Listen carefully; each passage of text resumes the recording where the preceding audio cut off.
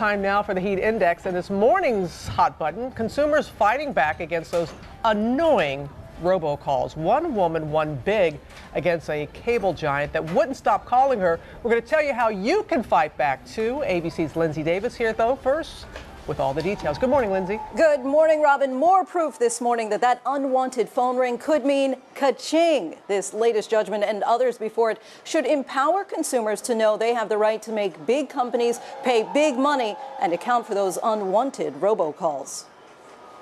We've all fallen victim to it. But this morning, one Texas woman is cashing in on it. Time Warner Cable ordered to pay her nearly $230,000 after more than 150 robocalls were made to her cell phone. What the judge thought was also particularly egregious was that they kept calling her after she filed a lawsuit against them. Just look at this phone record. 6 calls in less than 12 hours. Turns out the calls weren't even for her. According to an FCC regulation, it's actually illegal for companies to robocall personal cell phones without the consumer's permission. And if a consumer sues, they can be awarded between $500 and $1,500 for each of those calls. 68% of cell phone owners say they receive at least some unwanted calls. A quarter of them say it happens several times a week. This man was called more than 500 times in a year and a half. Hi, can I speak to Leroy? See, Leroy? hello. Hi, Leroy? Yes. Hi, may I speak with Leroy Buckholz? Don't bother calling me anymore. He also sued the company that was calling him and settled for $275,000. And this 17-year-old high school student was called 204 times for a debt she didn't know.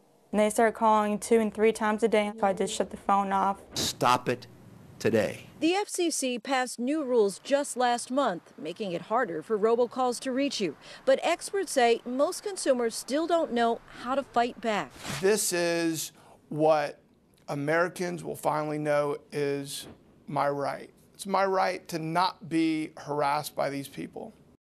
A spokesperson for Time Warner Cable told us that they are looking into their options to determine how they will proceed. Now, if you're one of those people who is annoyed by robocalls, the lawyer that we spoke to said keep a record of the calls, determine the business that's making the calls, tell them you want them to stop calling immediately. If they keep calling you, Robin, you can sue. All right, Lindsay, thank you. So many of us get these calls and they will not stop. So we want to know how you can fight back, and that's why our legal analyst, Stan Abrams, is going to weigh in on this. So first of all, the legal aspect of it. What are our legal rights? This is a federal law, and it makes it against the law for basically telemarketing purposes, robocall, automated calls with recorded messages to either a landline or a cell phone. Either one. Either one. And it used to be tougher on cell phones because remember, of course, it used to be before we had these unlimited plans, you had to pay for every call you got.